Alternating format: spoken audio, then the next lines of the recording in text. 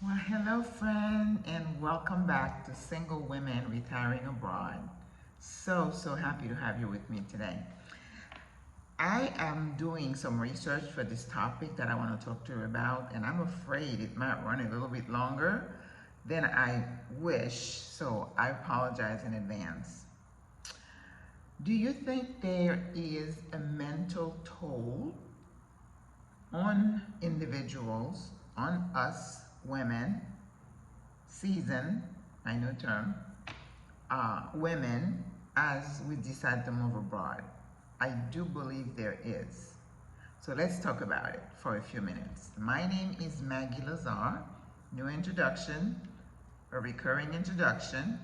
I am a retired nurse practitioner and I have been living in Panama for the last 15 months, going on 16 months now. So I am very happy to be here and grateful and thankful to the Lord for allowing me to see this season in my life, because I do realize it's a privilege. So, before we do that, please click all the little buttons below, like Sandra says, click, share, like, subscribe, and the little bell so you know when I post a video. Again, since I finished my 30-day marathon, we are on a weekly upload, I would say. So I will be posting a video once a week on Fridays. The channel, Single Women Retiring Abroad, and I like to repeat that, it is dedicated to the older woman who has decided, who is contemplating retiring abroad somewhere, but I am in Panama, so a lot of the things I'm going to talk to you about will relate to my new home, but I believe the principles apply wherever you decide to make your new home your retirement spot. So all the topics that I have covered so far, I have created three different playlists. One is about the prep. It's about getting all the information to help you make the decision. One is about the actual move abroad.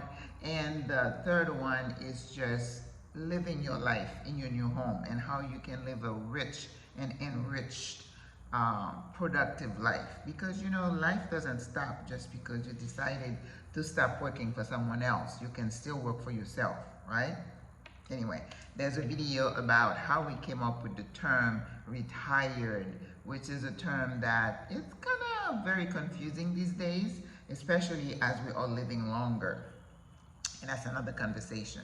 But today I just want to delve into a little bit, not too deeply, I don't have the time, as to understanding that there is a mental cost to deciding to move somewhere, to leave your things that you know, the familiarity, your home, your friends, even a job, right?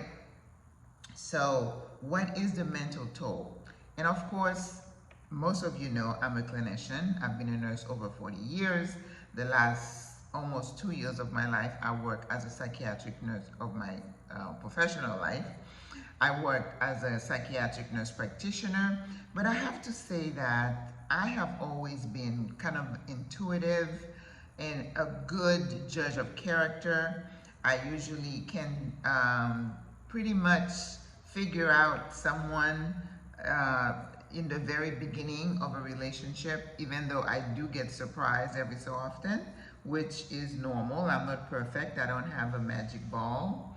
And of course, as clinicians, as nurses especially, and women, we do have that sixth sense, or maybe the seventh sense of figure out and saying something's wrong or somebody's going to something. And so that level of intuitiveness, I guess is the word, is something that we need to cultivate. And instead of squashing it, we need to use it to our benefits. You know that women are very, again, intuitive. And that's why we always, not we, but they recommend husbands listen to their wives. You know how many times a wife would meet someone and she's like, well, honey, I'm not sure. I can't put my finger on it, but something about her or him doesn't sit right. And we always tell these guys, listen to your wife. She may not have the concrete data to tell you what she feels may be a problem, right? And as nurses, I can tell you how many times I would look at a patient, everything looks good, all the numbers look good, and I would say, there's something going on, I'm not sure what it is. And a lot of the time the patient ends up crashing, code die, so we got to go by that intuition. So I never want to squash that. I want to cultivate it and make it stronger. And as we get older, some of these skills, we need to polish them instead of just forgetting them and keeping and thinking that they're not valuable to us. So what I want to talk about today, I'm going to give you 10 points that I think are very important as you are considering a move abroad.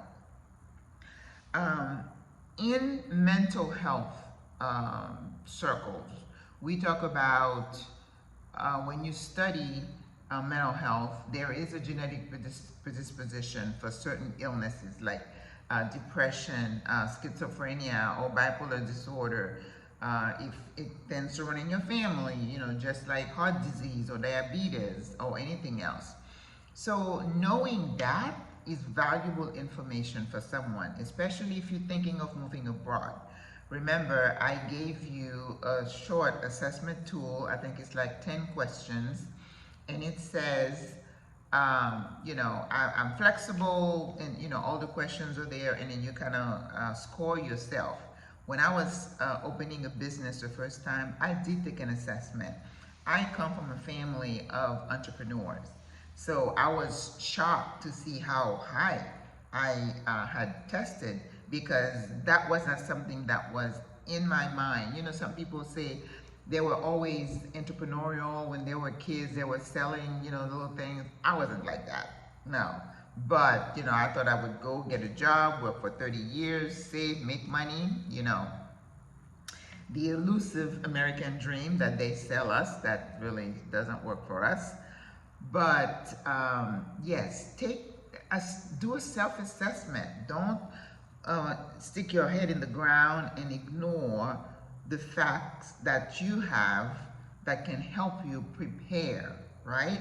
I teach patients when I was doing cardiology, know your risk for hypertension, diabetes, smoking, not a risk for smoking, but if you have stuff happening in your family members at a very young age, then you need to take steps to mitigate, to reduce the likelihood that you yourself will develop the disease. So in mental health circles, we do the same kind of thing of evaluation. We do assessments, right, when people come into the clinic. And I think for Medicare patients, we do, actually, I think every visit now, when I was doing practicum, they would assess for depression. Have you been depressed in the last 2 weeks? Have you lost interest in things that used to interest you? Because there is a huge cost for missing that. And we as consumers and I don't want to say patients, but we need to really use those tools to kind of prepare ourselves and how we're going to deal with major life events. Now, if COVID has taught us anything, is that isolation is really not a good thing, and those people who are at risk, then they're the ones that tend to suffer the most, right? And we looked at COVID, there were certain comorbidities in terms of illnesses that, diabetics didn't do so well. So, even though you may not be a scientist, and this is not a presentation about the validity of science, I really can't go into a discussion about that because there is value in science, and of course, with anything, it could go either way. Some people just to the extreme with everything, and that's always a problem, okay? So, resilience.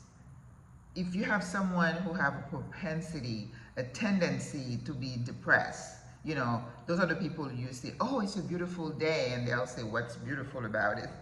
It's like ding, ding, ding. That person is a downer. So that person, if you know you tend to be in that frame of mind, that person would have to work a bit harder, right? So you don't go into the bedroom and close the doors and pull the drapes down, you're just feeding into the disease, right? And that's the same thing.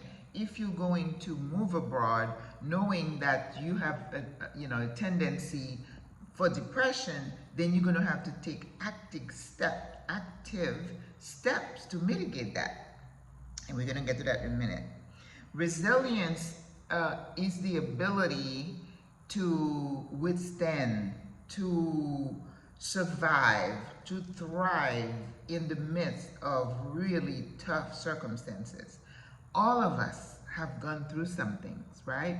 Nobody is spared this crazy life that has been handed to us. We did not choose to come into this life where we're here. So a decision you need to make is, how am I going to live this life despite everything that has been thrown at me? Some people would thrive in the midst of some awful situation, and you wonder, how do they make it? How do they survive? That's the resilience, okay? So I have another video I'm going to do about really mentally preparing yourself to move abroad, but today is just raising the awareness. I want you to be able to say, well, it's not just about selling the house, getting rid of stuff. How am I going to mentally prepare myself for this move? You know, they do research and they rank major decisions in terms of how stressful it is in your life. One thing would be marriage, right? Divorce, the loss of a job, loss of a child. I think moving abroad is going to be right up there with everything else because it takes guts, okay? The people who don't do the work it takes, don't get their mindset correct, for the move and the reality of being in a new environment with people who don't look like you, who don't think like you. Sometimes the money is different, the food is different, the people look different. That is a lot. So in terms of a stress scale, moving abroad is right up there, okay? So let's go to the 10 things that I've identified that we need to start thinking about as we're moving abroad in order to protect our mental health. First of all, you need to assess yourself. I just talked about, and I'm going to link that 10 question assessment again in the description. It's non-scientific. This is something I created. Take a look at it and see, where do I fall? So that's to help you in the very beginning of deciding, do I have what it takes? Am I really a good candidate to move across oceans to go somewhere else and live the rest of my life? Okay, so do the assessment. Number 2, do your research. I have lots of videos that you can look at. You can look at all the titles and just binge those because they're important, right? Research. Then number 3 is decide. After you do all the research, you pinpoint where you think you might go, then decide, okay? Because you have to be decisive about where you want to go and why. If somebody, I would always ask somebody, why Panama? Why France? Why Africa? You have to be able to verbalize that, right? Number 4, how do you prepare your friends for your move? I have a video about that. Because again, you might not get the support of everybody in your intimate circles, friends, family, colleagues. Everybody will have an opinion. How do you sift through that and remain true to yourself, to your decision, okay? Prepare yourself, friends, friends and family. Number 5, build a network. So as you tell friends and family, keep those who support your dream close, right? And then we always teach you, reach out to whatever place you're considering. Join Facebook group, befriend people and start talking. Start building your network. Very important. Number 6, actively building relationship so you can find your new tribe. Now, your tribe is going to be where you land. That's why you start looking for those folks, like-minded folks, before you even make the move, right? And one thing I have to say, having been here this long, it takes time and it takes work. Don't just run after everybody just because you see them on YouTube. They may not, think like you do. And then you discover things about people. So that's why you take a step back.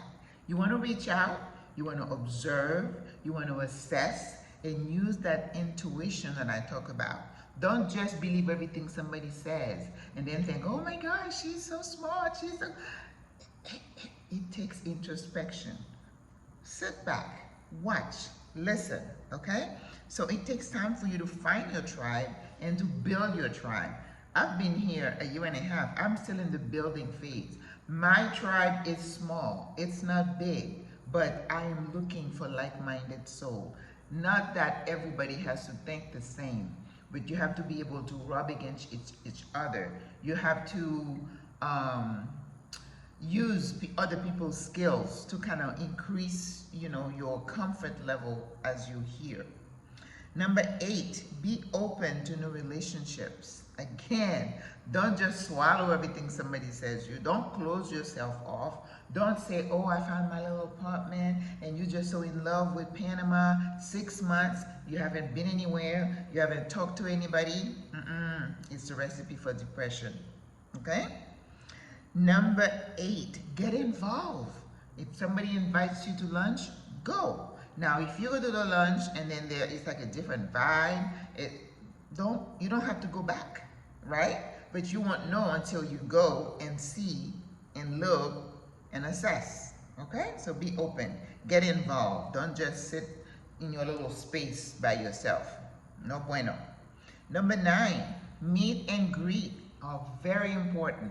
Now, this little group we're creating here in Panama, single women retiring abroad, I'm telling you, there's something going on every day, almost every day. I listened to Mary Goff one time say that, she would get invitation almost every day and she'd have to turn things down. And that's true, especially for me now, it's just with my budget. I've joined certain groups and then they're like, oh, we're going for coffee here for $20, or we're going to lunch here for $40. And I'm like, I just can't do all that because, again, I know there's a big thing out there now, no budget, I budget. I don't want to overspend. That's why I am not stressed out. And I love to cook for myself, so that's not a problem for me. Number 9, don't isolate. And I think I said that before. So to protect your mental health, take stock, know thyself, know what makes you tick, know how resilience. You're gonna know, how do I react to new situation? How do I handle challenges? Like when I landed in Rwanda at like 2 o'clock in the morning and I didn't have Wi-Fi, and it was like I had to figure out how I was going to get to the Airbnb. These are basic skills that people need to develop if you're going to become a digital nomad, slow traveler, live abroad, or whatever.